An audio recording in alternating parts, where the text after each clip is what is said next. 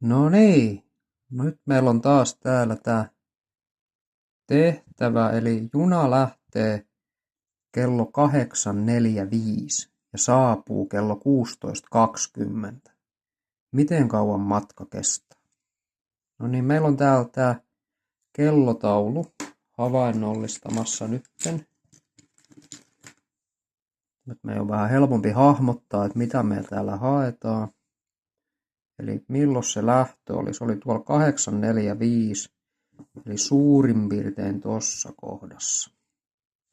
Ja sitten se juna puksuttelee täällä kello 11, kello 12, kello 13, kello 14, kello 15, kello 16, 20. Eli suurin piirtein tonne noin.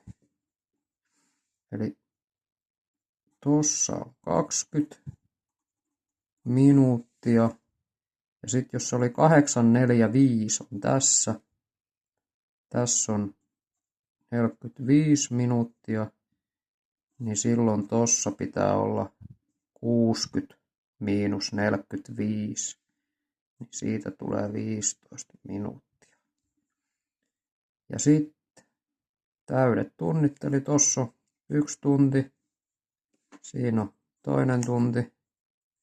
Siinä on tunti. Siinä on tunti, tunti, tunti ja tunti. Ja nyt me vaan lasketaan, että paljon tämä aika nyt on. Eli 1, 2, 3, 4, 5, 6, 7 tuntia. Ja minuutteja on 15 plus 20. Eli 35 minuuttia. Noin. Siinä on meidän vastaus. Tai sitten jos me halutaan unohtaa tämä kellotaulu ja lasketaan vaan suoraan toi matka tälleen allekkain, niin me otetaan tuolta toi saapumisaika ensimmäiseksi, eli 16 tuntia ja 20 minuuttia. Siitä vähennetään tämä lähtöaika, eli 8 tuntia ja 45 minuuttia.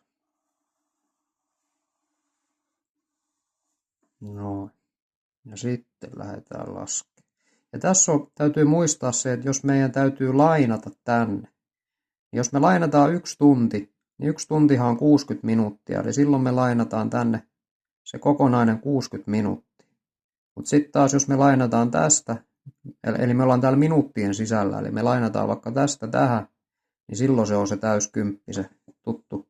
Eli nyt kun meillä on 0 miinus 5, niin tämähän ei riitä, niin meidän täytyy tuolta nyt lainata.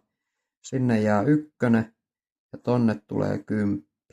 10 miinus 5 on 5. Ja 1 miinus 4 ei onnistu. Otetaan tuolta, tonne jää 5. Ja täältä otetaan nyt toi 6 tohon. Tai 60 minuuttia, mutta se nollahan menee tonne noin. Ei sitä tarvitse sen enempää merkata. 6 tähän plus toi 1, 7 miinus 4. 3 tulee sieltä. Ja sitten lasketaan vielä nämä tunnit täältä.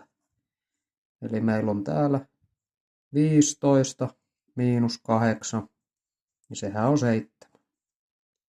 Ja niin kuin nähdään, niin saatiin sama tulos molemmista. Semmottis.